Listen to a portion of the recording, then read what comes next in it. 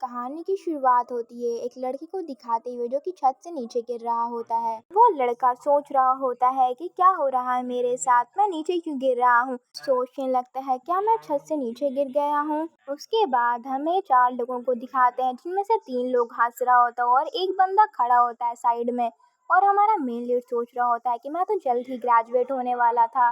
उसके बाद हमें हमारे मेन लीड का सैड सा फेस दिखाते हैं। हमारा मेन लीड अपने मन में सोच रहा होता है कि मुझे कुछ समझ में नहीं आ रहा, बस मुझे एक बात पता है कि मैं जल्द ही मर जाऊंगा। मैं मरने वाला हूँ और शायद आज ही वो दिन है जब मैं मर जाऊंगा। नहीं, ऐसा नहीं है, मैं ऐसा नहीं सोच सकता कि आज मैं मर जाऊंगा। उसके बाद हमें हॉस्पिटल का सीन दिखाया जाता है। उसके बाद वहाँ पे हमें कोई लेडी बोल रही होती है कि ऑलरेडी 3 महीने हो गए, मुझे नहीं लगता कि ये बच्चा उठेगा, मुझे लगता है कि आपको हार मान लेना चाहिए। उसके बाद हमें हॉस्पिटल के कॉरिडोर का सीन दिखाया जाता है और वो लेडी जो होती है वो एक केयर गिवर होती है। वो एक औरत से बोल रही होती है कि मैंने कभी भी किसी पेशेंट को कोमा से उठते हुए नहीं देखा है। वो जो केयर गिवर होती है उस बूढ़ी औरत से बोलने लगती है कि आपको तैयार रहना चाहिए। ये सुनकर वो बूढ़ी औरत कहने लगती है कि तुम क्या बकवास कर रही हो। और दूसरी तरफ हमारा जो मेन लीड होता है वो बेड पर पड़ा हुआ होता है। वो जो बूढ़ी औरत रहती है वो कहने लगती है तुम मुझे हिम्मत हारने के लिए कैसे कह सकती हो कि तुम्हें लगता है कि मेरा पोता कभी उठेगा ही नहीं। ये सुनकर वो केयर गिवर कहने लगती है नहीं, ऐसा नहीं है, मैंने ऐसा तो नहीं कहा। उसके बाद हमारे मेन लीड को दिखाते हैं जो कि सोच रहा होता है कि उस दिन छत से गिरने के बाद मैं कोमा में चला गया था। अगले सीन में हमें दिखाते हैं कि जो ग्रैंड मदर होती है हमारे मेन लीड की, उसके पास बैठी होती है चेयर पर और कह रही होती है कि ह्यूनसोंग। उन्होंने हमारे मेन लीड का हाथ पकड़ा हुआ होता है और हमारा मेन लीड कह रहा होता है कि मैं उन्हें महसूस कर सकता हूँ। और वो हमारे मेन लीड से कह रही होती है कि जल्दी उठ जाओ ह्यूनसोंग। ह्यूनसोंग हमारे मेन लीड का नाम होता है। हमारा मेन लीड सोच रहा होता है कि चीज़ें इस तरह से कैसे हो गई, मैं तो ग्रैंड मदर का आवाज़ भी सुन सकता हूँ। हमारा मेन लीड अपने मन में सोच रहा होता है कि सब ठीक हो जाएगा, मैं जल्द ही उठ जाऊंगा, पर इस अंधेरी दुनिया में मैं कुछ नहीं कर सकता। उसके बाद हमें दिखाया जाता है कि दरवाजे पे कोई नॉक करता है। हमारे मेन लीड की ग्रैंड मदर हमारे मेन लीड से कहने लगती है कि वो लोग कह रहे हैं कि मैं हार मान जाऊं, मैं हार कैसे मान सकती हूँ। वो रोते हुए आगे कहने लगती हैं कि मैंने इतना वक्त तुम्हें पालने में बिताया है, तुम्हारे पेरेंट्स के मरने के बाद मैं कभी भी हार नहीं मान सकती। वो रोते हुए कहने लगते हैं कि कम से कम मुझे कोई सिग्नल दो कि तुम जिंदा हो, प्लीज़ मुझे कोई इशारा दो।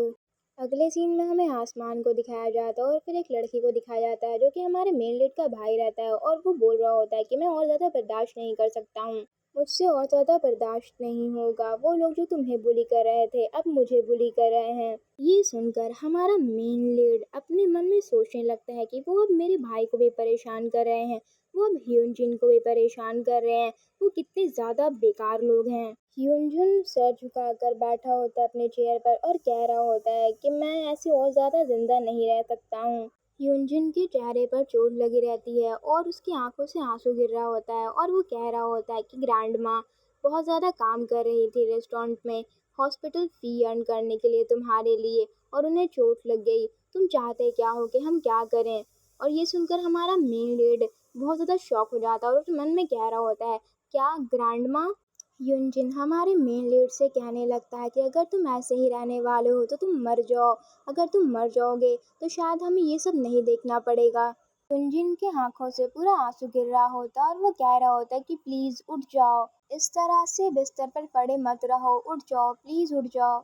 हमारा मेन लीड अपने मन में सोच रहा होता है कि मैं तो रो भी नहीं सकता, मैं एक आंसू तक नहीं बहा सकता हूँ, ना मैं मर सकता हूँ, ना मैं उठ सकता हूँ। ये पक्का कोई सपना होगा, मैं पक्का कोई बुरा सपना देख रहा हूँगा, एक बहुत ही लंबा और बुरा सपना। उसके बाद हमारे मेन लीड का भाई अपने जख्म को दिखाता है और कह रहा होता है कि मैं और सह नहीं सकता। दूसरी तरफ हमारा मेन लीड सोच रहा होता है कि अगर मैं थोड़ा देर और बर्दाश्त कर लूँ तो शायद मैं उठ जाऊंगा इस सपने से। हमें 3 साल के बाद का सीन दिखाया जाता है और हमें दिखाया जाता है कि हमारा मेन लीड अभी भी कोमा में होता है। हमारा मेन लीड सोच रहा होता है कि ह्यूनजुन काफ़ी वक्त हो गया, वो मुझसे मिलने नहीं आया। अगले सीन में हमें 2 लेडी को दिखाया जाता है जो कि एक दूसरे से बात कर रही होती है कि पेशेंट किम ह्यूनसुंग की जो दादी हैं वो कोलैप्स कर गई हैं। दूसरी वाली लेडी ये बात सुनकर कहती हैं सच में। ये सुनकर हमारा मेन लीड काफ़ी ज़्यादा शॉक हो जाता है और अपने मन में कहता है क्या। उसके बाद हमें उन दोनों लेडी का डार्क साइड दिखाया जाता है जो कि अब एक दूसरे से कह रही होती है कि अब हम टीवी का वॉल्यूम बढ़ा सकते हैं और हंस रही होती हैं। उसके बाद हमें हमारे मेन लीड के बुलीज को दिखाया जाता है जिसमें सबसे पहला बंदा होता है उसका नाम होता है पार्क मिन जियोल। सेकंड बंदे का नाम होता है चो योंग तैक और थर्ड वाले का नाम होता है जंग मिन हो। फोर्थ पुली का नाम होता है कांग चान सेक। उसके बाद उन दो लोगों को दिखाया जाता है जिन्होंने बुली में हेल्प की थी और उनका नाम होता है ओ दाहवान और किम योंग चुल। हमारा मेन लीड सोच रहा होता है कि टीचर्स ने भी उनकी मदद की थी और उन्हें गले लगाया था। अगर मुझे एक और मौका मिले तो मैं पीछे जाके सब कुछ बदल दूंगा, मैं उन सबको डिस्ट्रॉय कर दूंगा। उसके बाद हमारे मेन लीड का बेबस सा शरीर दिखाते हैं और वो बहुत ही ज़्यादा तकलीफ में होता है और हमें उसे दिखाया जा रहा होता है।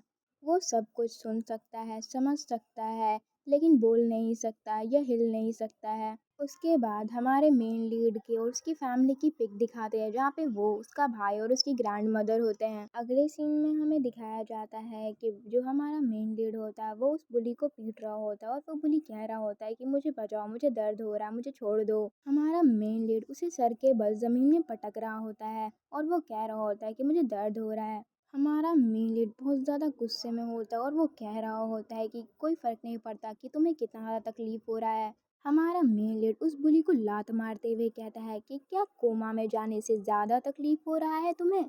हमारे मेन लीड की आंखों से आंसू बह रहे होते हैं और वो रो रहा होता है और वो कह रहा होता है कि तुम्हें तो बहुत कम दर्द हो रहा होगा, मेरी ग्रैंड मदर के मुकाबले उन्होंने बहुत ज़्यादा दर्द सहा, उन्होंने इतना ज़्यादा दर्द सहा कि वो बेहोश हो गई, वो अचानक गिर गई। उनका तकलीफ जितना है उसके सामने तुम्हारा तो कुछ भी नहीं है। उसके बाद हमें दिखाया जाता है कि सारे बुलीज ज़मीन पर पिट कर गिरे पड़े होते और हमारा मेन लीड खड़ा हुआ होता और अपने सर को पकड़े हुए होता है। हमारा मेन लीड अपने हाथों की मुट्ठी बना लेता है और कहता है कि ये नहीं है, ये वो नहीं है जो मैं चाहता हूँ। मुझे इतना सिंपल रिवेंज नहीं चाहिए, मैं शुरू से शुरू करूँगा, चाहे कुछ भी करना पड़े, मैं उन्हें कम्प्लीटली बर्बाद कर दूँगा, मैं उन्हें रेंगने पर मजबूर कर दूँगा। नहीं, मैं उन्हें रेंगने के काबिल भी नहीं छोड़ूँगा। उसके बाद हमें वक्त बीतता हुआ दिखाते हैं और हमारा मेन लीड प्लान पर प्लान बनाया जा रहा होता है। 4 साल, 5 साल, 6 साल, 7 साल वक्त बीत रहा होता है और वह कह रहा होता है हमारा मेन लीड अपने मन में कि मैं एक बहुत ही बढ़िया सा प्लान बनाऊँगा उन्हें बर्बाद करने के लिए, ताकि वो कई गुना ज़्यादा दर्द महसूस करें। एक ऐसा प्लान जो उनके पास जो भी चीज़ें हैं उन सभी को तबाह कर देगा, सब कुछ छीन लेगा उनसे और उन्हें भी बर्बाद कर देगा। फिर हमें दिखाया जाता है हमारे मेन लीड की इमेजिनेशन में जहाँ वो सोच रहा होता है कि हाँ ये सही है, यही एक परफेक्ट प्लान है और वो हंस रहा होता है। उसके बाद हमें 10 साल के बाद का सीन दिखाया जाता है, अभी भी हमारा मेन लीड कोमा में होता है। वो बेड पर लेटा हुआ सोच रहा होता है कि ये तो बस मेरी सोच है, ऐसे तो कोई भी सोच सकता है। वो अपने मन में सोच रहा होता है कि प्लीज़ मुझे मार डालो, मेरी ज़िंदगी को ख़त्म कर दो। उसके बाद हमारे मेन लीड का स्कूल वाला लुक दिखाया जाता है और हमारा मेन लीड दिखाया जाता है।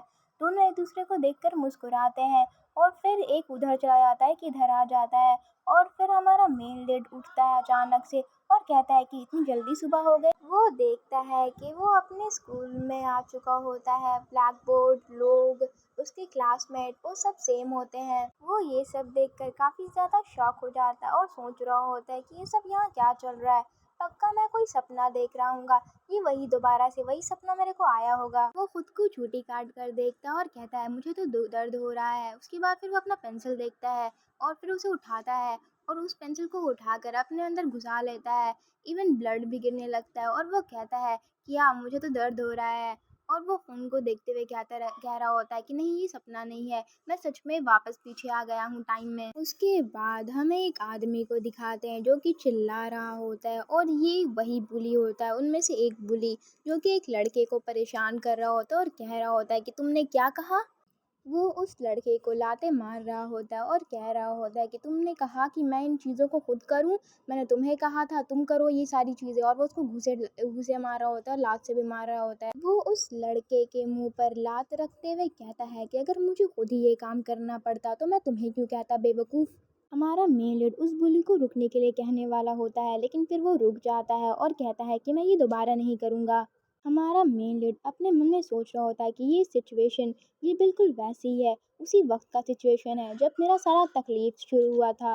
अगले सीन में हमें दिखाया जाता है बहुत सारे फ़ोटोज़ को, जिनके ज़रिए से हमारे मेन लीड के तकलीफ़ को दिखाया जा रहा होता है और बताया जा रहा होता है कि ये सारा दर्द, ये सारा तकलीफ़ हमारे मेन लीड ने उन बुली की वजह से सहा था। और जो भी तकलीफ़ हमारी मेन लीड की फैमिली सह रही थी, वो सब भी उन बुलीज़ की वजह से हुआ था।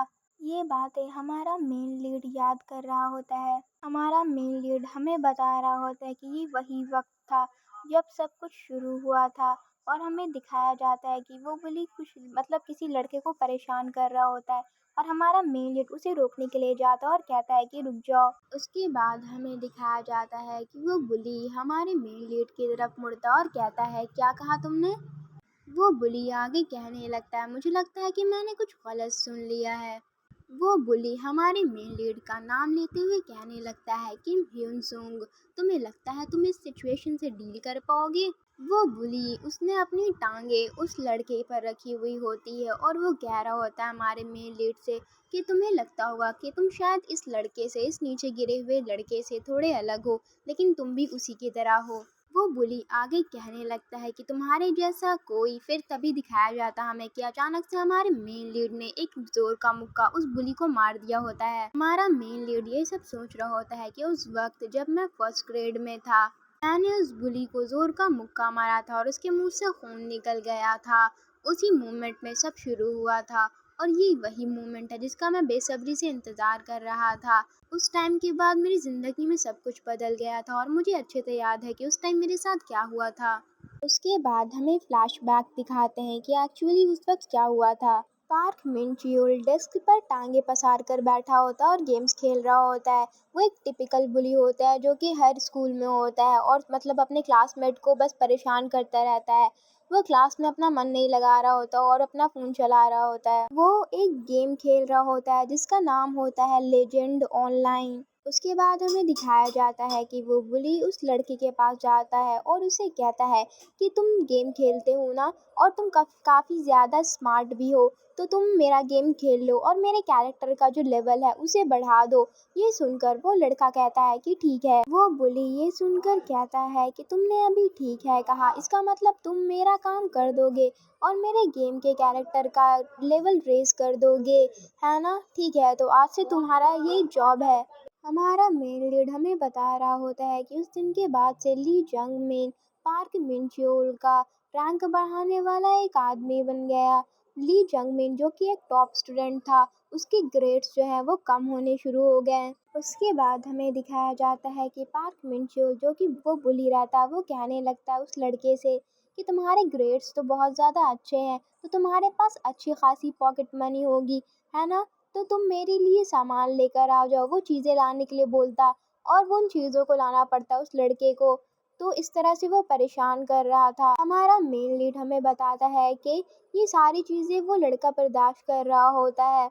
हमारा मेन लीड हमें बता रहा होता है कि ली जंग मिन का जो सब्र का बांध होता है वो टूट जाता है, और उसे काफ़ी ज़्यादा गुस्सा आता है, और वो उस बुली से कह देता है कि अब से तुम अपनी चीज़ें खुद किया करो, मुझे मत कहा करो। हमारा मेन लीड हमें बता रहा होता है कि वो पहला दिन था जब हमारे मेन लीड ने अपने आंखों के सामने लड़ाई होती हुई देखी, वायलेंस और बुलिंग होती हुई देखी। हमारा मेन लीड हमें बता रहा होता है कि मैं बीच में नहीं पढ़ना चाहता था, ना ही मैं कोई परेशानी क्रिएट करना चाहता था, लेकिन फिर मुझे याद आ गया कि जंगमिन मेरी बहुत ज़्यादा मदद करता था पढ़ाई में, तो मुझसे रहा नहीं गया। ली जंगमिन को पिटते हुए देखना, अपने एक दोस्त को पिटते हुए देखना और उसकी मदद ना करना, मैं ऐसा नहीं कर पाया। वो उस बुली को रोकने के लिए जा रहा होता है, लेकिन पीछे से कोई लड़का उसका हाथ पकड़ लेता है और कहता है कि ऐसा मत करो। वो लड़का हमारे मेन लीड से कहने लगता है कि पार्क मिन-च्योल तुम्हारा जीना हराम कर देगा अगर तुमने इसमें अपना टांग घुसाया तो। हमारा मेन लीड अपना हाथ छुड़ा लेता है और कहता है कि मुझे पता था कि ये किस बारे में बात कर रहा है, लेकिन मैं हमेशा से फ़ाइट में काफ़ी ज़्यादा अच्छा था, और मैं कभी भी किसी से ऐसे पिटा नहीं हूँ, और मेरी फ़ाइटिंग स्किल काफ़ी अच्छी थी। हमारा मेन लीड उस बुली के पास जाता है और उसे कहता है कि रुक जाओ। हमारा मेन लीड हमें बताता है कि पार्क मिंचुल उतना ज़्यादा डरावना नहीं था। उस वक्त टीचर आ गए थे और ये सिचुएशन हैंडल हो गई थी, लेकिन बहुत ही ज़्यादा इर्रिस्पॉन्सिबल तरीके से उन्होंने इसको हैंडल किया था। लेकिन उस दिन के बाद से उन्होंने मुझे बहुत गंदे तरीके से परेशान करना शुरू कर दिया। उन्होंने मेरी ज़िंदगी को जहन्नुम बना दिया था। हमारा मेन लीड ये बातें पार्क मिंचुल और उसकी गैंग के बारे में बोल रहा था। उसके बाद हमें दिखाया जाता है पार्क मिंचुल और उसकी गैंग को, जो कि शीशे के ज़रिए से हमें दिखाया जा रहा होता है कि वो लोग हमारे मेन लीड को परेशान कर रहे होते हैं और वो एक टूटा हुआ शीशा होता है। हमारे मेन लीड को बहुत ही बेहाल तरीके में दिखाते हैं और हमें बताया जा रहा होता है कि हर दिन पार्क मिंचुल और उसकी गैंग हमारे मेन लीड को लेकर जाती और उसे बहुत बुरी तरीके से पीटती और उसे रिकवर होने का भी टाइम नहीं देती थी। मेरी नींद और चैन सब कुछ बर्बाद हो चुका था। वो मुझे सोने तक नहीं दे रहे थे। उन्होंने जो बुली किया होता था उसका पेन इतना ज़्यादा होता था कि मैं सो तक नहीं पाता था। वो मुझसे अपने गेम के कैरेक्टर को रेस करवाते थे और रैंक पर बढ़वाते थे। मैं कुछ भी नहीं कर पा रहा था। मेरा सिचुएशन ऐसा हो गया था जिसे एक ही वर्ड डिस्क्राइब कर सकता है और वो है जहन्नम। अगर आपको ये मानहुआ पसंद आया तो लाइक और सब्सक्राइब कीजिए, और अगर आपको इसका नेक्स्ट एपिसोड चाहिए तो उसके लिए आप कमेंट कर सकते हैं।